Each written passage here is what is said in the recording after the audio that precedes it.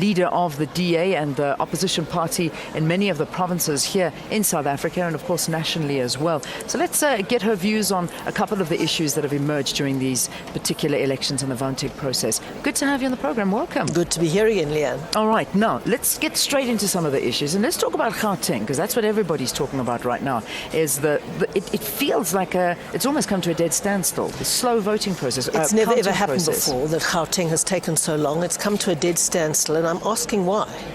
And I'm asking our election agents why, and no one can give me the answer as to why it's come to a dead standstill. I hope you will ask the IEC later in the interview. Yeah. But I have now swung into action our alternative monitoring system. I've asked every single party agent at every single voting district to send the results that they noted down independently so that we can start doing our own tally at this stage, because I have many questions to ask about why the voting in Gauteng has effectively stopped, or the counting has effectively stopped. Yeah. Actually, when I'm looking at it now, it seems that it has moved. Since we got here this morning, 64% of the voting districts were declared. We've now moved up to 69. So I'm actually seeing a movement, Yes, which is something I haven't seen. This is unprecedented. We had the election on Wednesday, and we are now on Friday. Gauteng is usually one of the first provinces to be called, and I am very concerned about why it stopped from last night till this morning.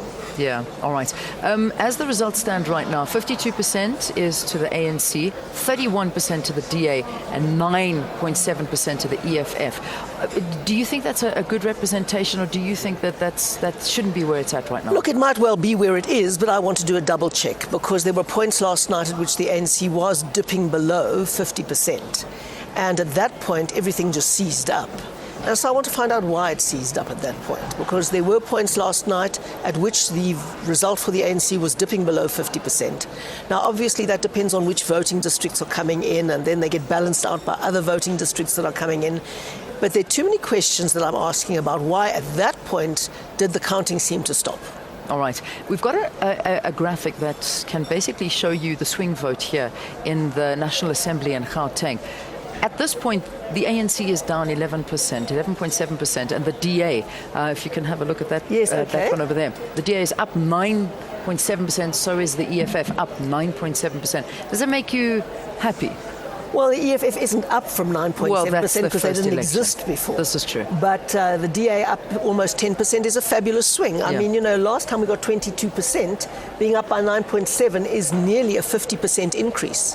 And that is spectacular. When you say that 9.7 percentage points up, what it really symbolizes is 50% increase since the last election.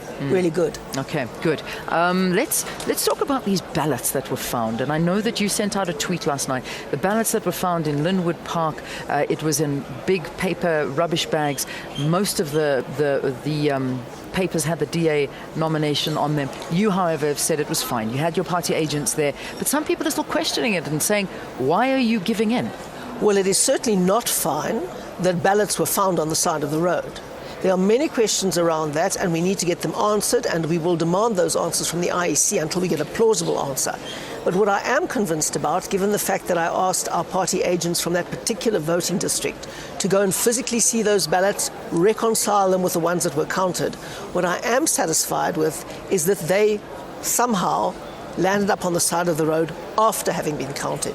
It would have been very, very serious if they'd landed on the side of the road before having been counted or when they hadn't been counted at all. But it is serious but manageable if they were counted. The only way that they could influence the outcome of the poll is if they were dumped before they were counted. That they were dumped is a very, very serious issue on its own, and we need to find out how that happened. But if they had not been counted when they were dumped, it would have amounted to electoral fraud. And I don't think there was electoral fraud involved, given the fact that I sent our specific party agents out there to look. They confirmed to me, and they're experienced party agents, they know what they're doing, they confirmed to me that those ballots had indeed been counted. How do you know if a ballot's been counted? Well, there are particular batch numbers, and then you mark off the batch numbers, and and they come in a particular area, and then you reconcile them with a number of people who voted on the voting roll. There's a complicated system. Yeah. That's why we have such a lot of training for our party agents in the voting stations themselves. So they have to look at which batch numbers they've got, they have to look at the number of people who actually voted at that voting station, they have to count up the ballots, and then they have to reconcile them. So it is a complex system, but that's why I got those particular people, because the votes were tracked down to a particular ballot station, and I got those particular people who'd been there to, in fact, analyse them and come and tell me whether there was anything to worry about with respect to electoral fraud. Okay, fair enough. What about other issues? I mean, we've been seeing a lot of these photos that have been posted. They've been all over social media. We were showing one a little bit earlier, also found in Alex, found in different places, with ballot boxes that are just lying, some saying that they are full. This photograph as well that's been surfacing all over the place. Yeah. Does this make you feel uncomfortable? Yes, it does make me feel uncomfortable. It makes me feel very uncomfortable, especially given the fact that the Gauteng count has ground to a standstill overnight. And ballot papers being found, ballot boxes being found, allegations of ballot boxes being loaded into marked ANC cars. And remembering that, in fact, before the count, on the special votes, voting boxes were stored by the IEC and at ANC councillors' home or ANC election agents' home. Now, that is quite unheard of, and that's why I'm very worried about Gauteng, and that is why I have asked for our own separate internal audit that I've now swung into action. All right. I want to get your response to, we'll move away from this issue. I think we've covered it quite extensively. I want to get your reaction to what's happened to Agang. There was a marriage that ended, was sealed with a kiss, and then there was a divorce a few days later. Agang, at this point in time, are sitting on a total of 43,750,000 votes. Talk to me about this. Well, they might get a seat in Parliament, given that all the votes aren't counted, so they might get one seat, which will take Mampila to Parliament, possibly. I think it's a hard lesson for her in how tough politics is. You know, I offered her the world, as I said earlier. She wanted the universe, and she ended up with a shack in Pofada. You know, the problem is that you have to understand politics when you venture into this very tough space. And that failed marriage, so-called, I offered her a position, she accepted the position, or the DA offered her a position, she accepted the position. Then she pulled out of it, thinking that she was going to get much more on her own, and look how she's ended up. Right, well, that's Mampila Rampila and their party, Agang. We're still waiting to see if they actually are going to get a seat in the National Assembly. I want to talk about some of your performances in the other provinces as well. KZN, this must be a good thing for you, and you must feel quite proud of that. You're now the official opposition in KZN, taking over from the IFP. That is a very big, good news story for the DA. In fact, we've never, since 1994, been the official opposition in KwaZulu-Natal, and now we are. And that gives us a fantastic platform to grow from. KwaZulu-Natal is a very interesting province because it has very large numbers of black South Africans who once voted against the ANC. And that, of course, opens the door very wide for us to grow substantially now that we're the official opposition. Yeah. So it's very good for us. The Northern Cape, however, I think that you really were hoping to get a bigger showing in the Northern Cape. Northern Cape is one of the provinces that have declared now, so they're 100% in.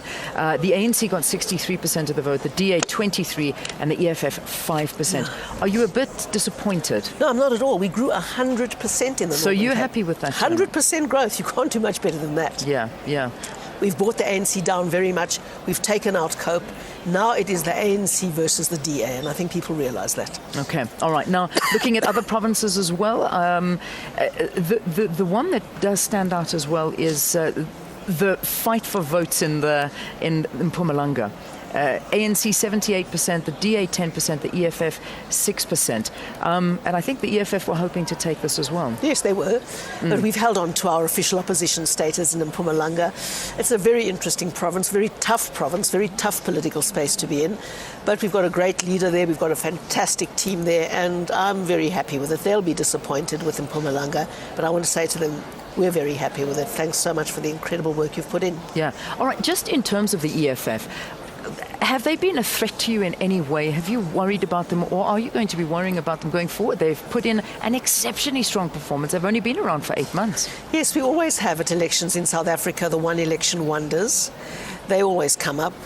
In 1999, you'll remember we had the very strong showing of the UDM under Bantu Holomisa and Rolf Meyer. In 2004, we had the very strong showing of the ID. In 2009, we had the very strong showing of COPE. Now we've got the reasonably strong showing, and people were predicting much higher results for the EFF, but a reasonably strong showing for the EFF. And they really translate into a sustainable party, because people like the new kid on the block, and often these new kids on the block take away the DA's potential vote, which is very, very unfortunate. But the fact of the matter is that they very rarely can translate into a sustainable political party, because having an election campaign, a launch, a big media presence, all the razzmatazz on the soapbox is quite different from building a sustainable party over time. And the jury is out as to whether the EFF will be able to do that. All right, let's leave it there for this morning. Helen Zille, the leader of the Democratic Alliance, thank you for talking to us here on the program, and good luck for the rest of the day. Thank you very much, Leanne.